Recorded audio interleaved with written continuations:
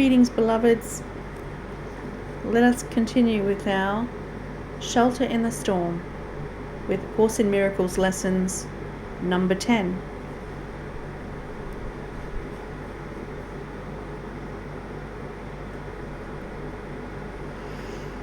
Okay, we're going to read part 3, Atonement and Miracles. This is still chapter 1, the meaning of miracles. I am in charge of the process of atonement, which I undertook to begin. When you offer a miracle to any of my brothers, you do it to yourself and me. The reason you come before me is that I do not need miracles for my own atonement, but I stand at the end in case you fail temporarily. My part in the atonement is the cancelling out of all errors that you could not otherwise correct. When you have been restored to the recognition of your original state, you naturally become part of the atonement yourself. As you share my unwillingness to accept error in yourself and others, you must join the great crusade to correct it. Listen to my voice. Learn to undo error and act to correct it. The power to work miracles belongs to you. I will provide the opportunities to do them, but you must be ready and willing. Doing them will bring conviction in the ability, because conviction comes through accomplishment. The ability is the potential. The achievement is its expression. And the atonement, which is the natural profession of the children of God, is the purpose. Heaven and earth shall pass away, means that they will not continue to exist as separate states. My word, which is the resurrection and the life, shall not pass away, because life is eternal. You are the work of God, and His work is wholly lovable and wholly loving. This is how a man must think of himself in his heart, because this is what he is.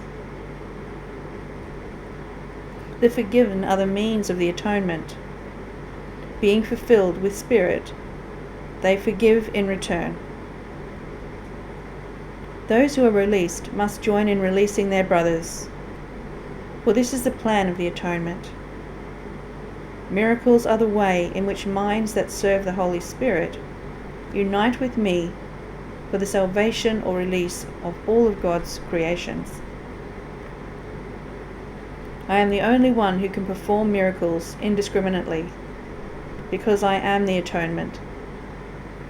You have a role in the atonement, which I will dictate to you.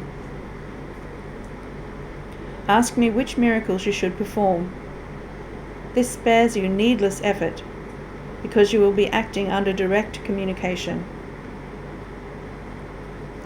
The impersonal nature of the miracle is an essential ingredient, because it enables me to direct its application.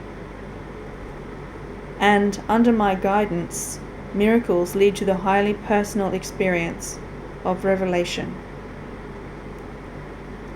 A guide does not control, but he does direct, leaving it up to you to follow. Lead us not into temptation means recognize your errors and choose to abandon them by following my guidance. Error cannot really threaten truth, which can always withstand it. Only the error is actually vulnerable. You are free to establish your kingdom where you see fit, but the right choice is inevitable if you remember this.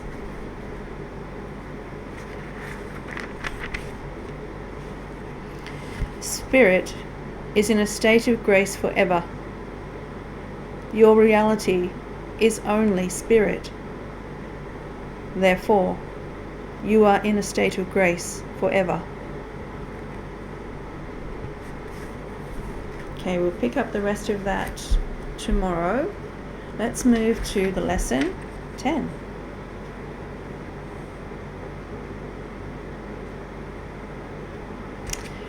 Lesson 10.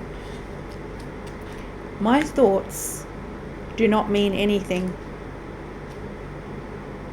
This idea applies to all the thoughts of which you are aware, or become aware in the practice periods. The reason the idea is applicable to all of them is they are not your real thoughts. We have made this distinction before and will do so again. You have no basis for comparison as yet. When you do, you will have no doubt that what you once believed were your thoughts did not mean anything. This is the second time we have used this kind of idea. The form is only slightly different. This time, the idea is introduced with my thoughts instead of these thoughts, and no link is made overtly with the things around you. The emphasis is now on the lack of reality of which you think you think. This aspect of the correction process began with the idea that the thoughts of which you are aware are meaningless, outside rather than within, and then stressed their past rather than their present status. Now we are emphasizing that the presence of these thoughts means that you are not thinking. This is merely another way of repeating our earlier statement that your mind is really a blank. To recognize this is to recognize nothingness when you think you see it. As such, it is the prerequisite for vision. Close your eyes for these exercises and introduce them by repeating the idea for today quite slowly to yourself.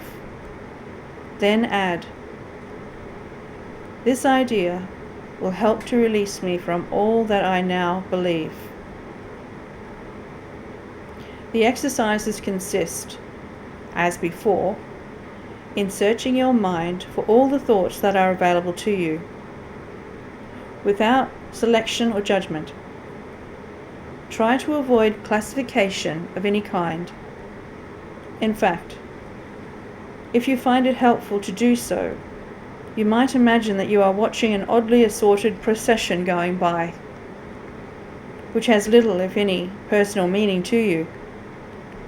As each one crosses your mind, say, my thought about duh does not mean anything. My thought about boop does not mean anything.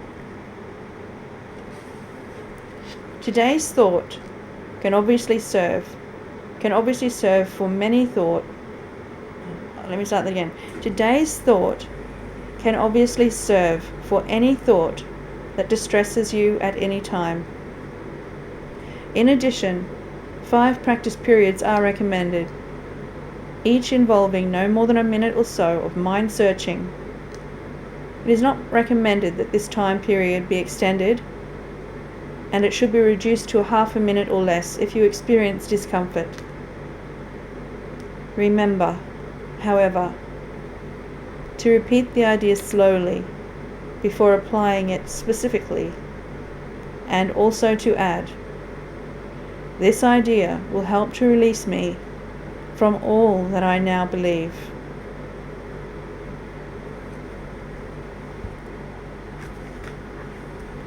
Okay, so following on from our lesson, after completing the lesson, come back to your video and let's do a year of forgiveness with Jesus commentary for each lesson.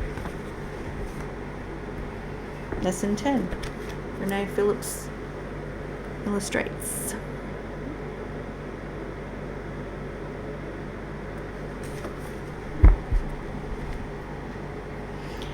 My thoughts do not mean anything.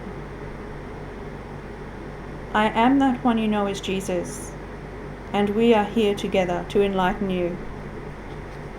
That is the path of all human beings on this planet, the path to awaken to their true nature, which is love. That is clearly not where you are at this time. The results and the physical manifestations on your planet of war, sickness, and death testify to the fact that you do not know love. Even though made of love, from love, for love, you have walked so far down the road away from love that you have forgotten your true nature. This training program you have decided to join with me reveals how far you have walked along the road in the wrong direction. You can look at the physical manifestations in your life, body, relationships, and society, and know you lack love. If something is lacking, what do you add to that situation? The thing it lacks. You must add love to this life that you live in your perceptual journey. First of all, you must have your mind clarified, because most of you do not even know what love is. Truly, dear ones, you do not know what love is. You have a programmed, superficial, and distorted definition of love. Many of the acts you participate in and call love are not loving at all.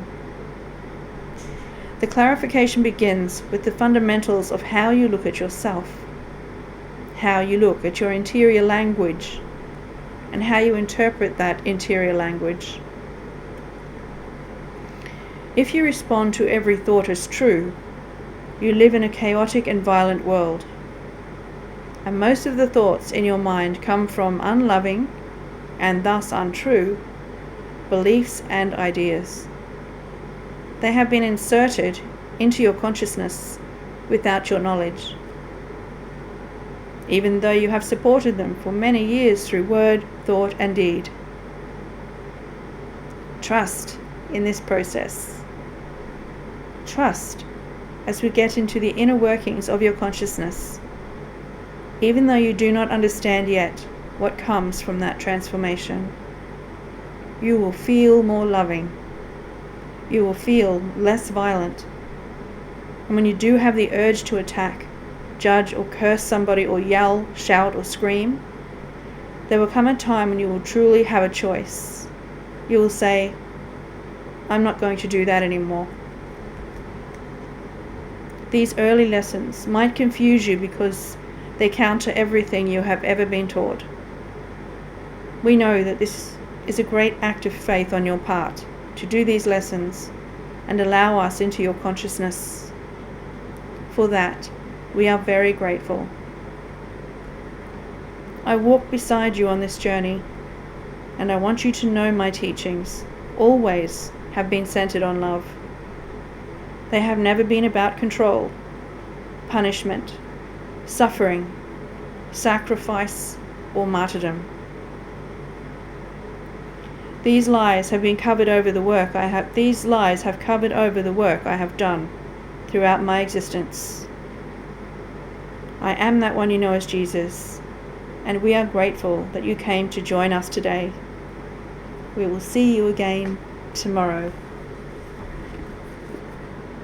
Thank you, blessed beings. Namaste.